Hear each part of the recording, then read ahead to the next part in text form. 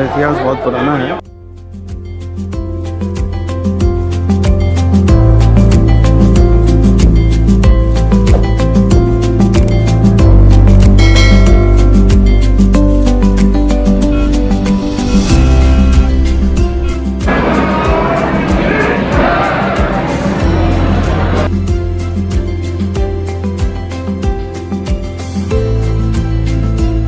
भगवान राम का जो ये मंदिर है, इनको गार्ड ऑफ ऑनर भी दिया जाता है। कहते हैं राज तिलक करने के पश्चात भगवान श्री राम को ओरछा के तत्कालीन जो शासक थे मधुकर शाह, वो अपना राज्य सौंप दिया था उन्होंने भगवान श्री राम को, और इन्हीं के आदेश से ही वो सारे काम करते थे। अगर ये कुछ ऐसी मान्यता है यहाँ पर कि उनसे इनका एक डायरेक्ट कनेक्शन रहता था, और वो कुछ भी अगर समस्या आती थी तो इस मंदिर में आकर तो बैठकर पूजा किया करते थे। तो काफ़ी टाइम से एक परंपरा भी यहाँ चली आ रही है कि जब भी प्रतिदिन सुबह और शाम को पूरे सशस्त्र बल के साथ इस मंदिर में रामलला जी को गार्ड ऑफ ऑनर भी दिया जाता है।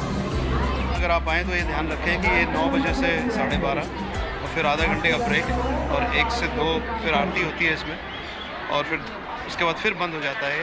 फिर शाम को 7:30 बजे से 9:30 बजे तक खुलता है।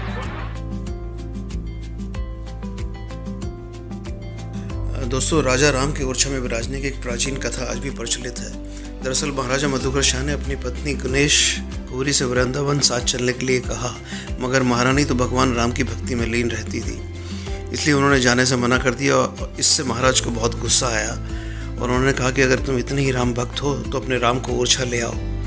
इसके बाद रानी अयोध्या गई और वहाँ सरयू तट पर साधना शुरू कर दी, और वहाँ संत तुलसीदास से आशीर्वाद पाकर रानी की तपस्या और भी कठोर हो गई।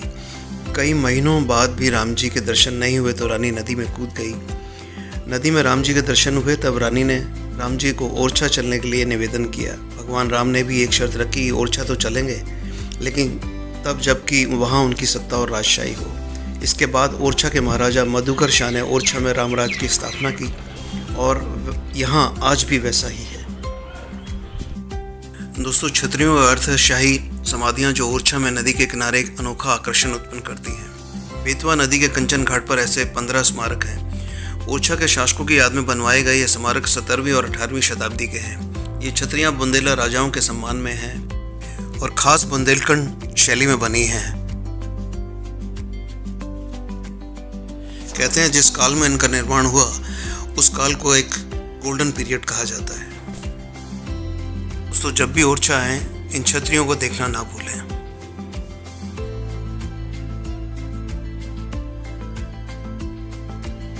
कला को दर्शाते बुंदेलखंड के भव्य मंदिर, किले और छतरियां इस नगरी के पौराणिक इंपॉर्टेंस को दर्शाते हैं। सूर्यास्त के समय इन छतरियों का सौंदर्य देखते ही बनता है।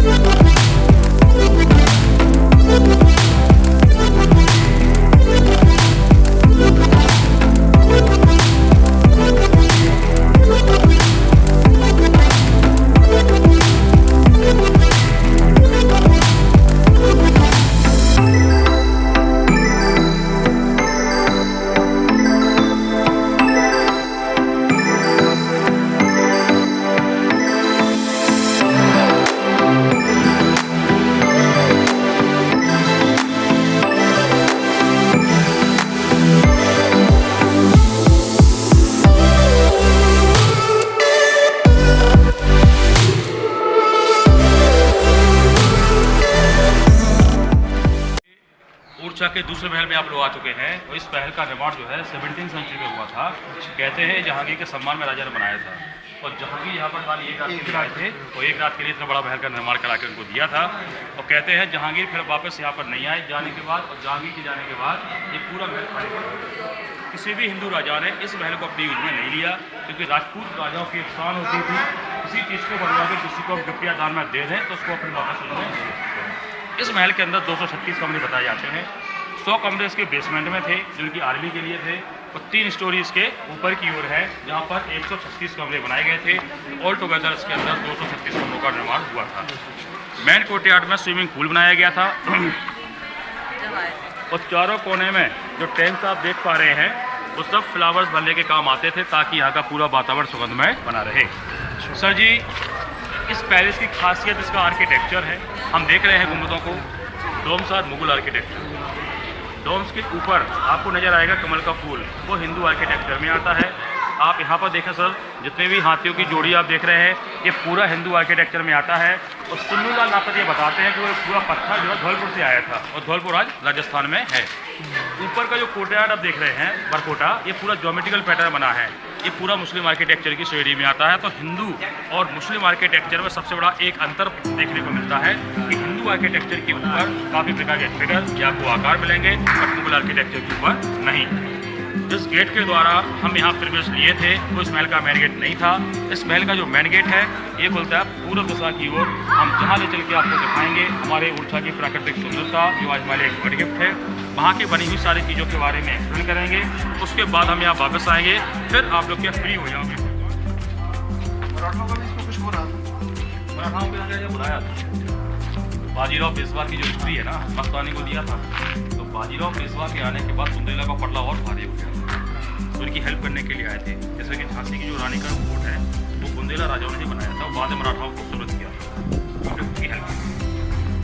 16वीं सदी को आप ओरछा उठा के देखें तो आपको ये वाला व्यू नजर आएगा। ये घना जंगल, वैसे ही बेतवा नदी, पीछे विंध्याचल पर्वत। राजस्थान में है अरावली और मध्य प्रदेश में विंध्याचल। इनकी एक विशेषता होती है, इनकी हाइट कम होती है लेकिन लेंथ किलोमीटरों में जाती है। ये इस तरह का मेन गेट रहा, जिसके ऊपर की जो बालकनी बनी हुई है तो दोनों बालकनी उस जमाने में सुंदर लेडीज होने के लिए थी कि जहांगीर जब यहाँ से निकलने वाले हों तो उनके ऊपर। साथ ही आपको नजर आएंगे यहाँ पर 2 हाथियों की जोड़ी। पहला वाला हाथी सूंड में घंटी लिए है, आप देख सकते हैं, और दूसरा लोहे की चेन लिए खड़ा हुआ है। इसका मुख्य रूप से प्रतीक ये बताया जाता है, जो व्यक्ति हमारे यहाँ अपने हृदय में दोस्ती लेके आ रहा है हम उसका बैल बजा के स्वागत करते हैं। और जो लोहे की चेन लिए खड़ा है वो बुंदेला राजाओं की शक्ति का प्रदर्शन कर रहा है। यदि कोई दुश्मनी लेके आ रहा है हम उसका डटकर मुकाबला करने के लिए तैयार भी खड़े हैं। तो बुंदेला राजाओं ने दोनों मैसेज इस प्रकार से जहांगीर को दिए थे। हम देख रहे हैं सामने कुछ प्राचीन मंदिर हैं। सर ये मंदिर एक्टिव नहीं है, इनके अंदर पूजा नहीं होती है। आप बाहर से पता लगा सकते हैं कि इन मंदिरों के ऊपर कोई फ्लैग झंडा नहीं है। जिन भी मंदिरों के अंदर पूजा होती है उनके ऊपर फ्लैग का होना बहुत आवश्यक होता है। हम देख रहे हैं नीचे एक छोटा सा महल है और इस महल का निर्माण खाली एक जानवर के लिए हुआ था। इसका नाम था राय प्रवीण। राय प्रवीण ओरछा के एक राजकुमार रहे हैं, इंद्रजीत सिंह उनकी प्रेयसी थी। तो यहाँ के राजकुमार ने उसको रहने की इसमें इजाजत दी थी और यहाँ पर उसने कई महिलाओं को पारंगत किया डांस में। इसके पीछे जो बिल्डिंग आप देख रहे हैं, इस बिल्डिंग के लंबे लंबे गेट बताते हैं कल इसमें राजाओं के ऊंट बांधे जाते थे। तो उसके नीचे एक बहुत बड़ा बेसमेंट तैयार किया था उनके घोड़ों के लिए, अस्तबल का काम करते थे। ये पानी का टैंक हुआ करता था उन जानवरों के पानी पीने के लिए। और पीछे से आपको बेतवा नदी चलती हुई नजर आ रही होगी, तो आप ये समझ सकते हैं कि पूरा फोर्ट कॉम्प्लेक्स एक आइलैंड का रूप ले लेता है, क्योंकि चारों तरफ पानी के आप लोगों को याद होगा जिसके अंदर आप आ रहे थे, सामने से एक छोटे से ब्रिज को क्रॉस किया था आपने। ओरछा की जो मेन रिवर है, बेतवा नदी ठीक सामने से निकली है, तो मेन रिवर ठीक पीछे से बह रही है। तो चारों तरफ पानी होना ये आसानी से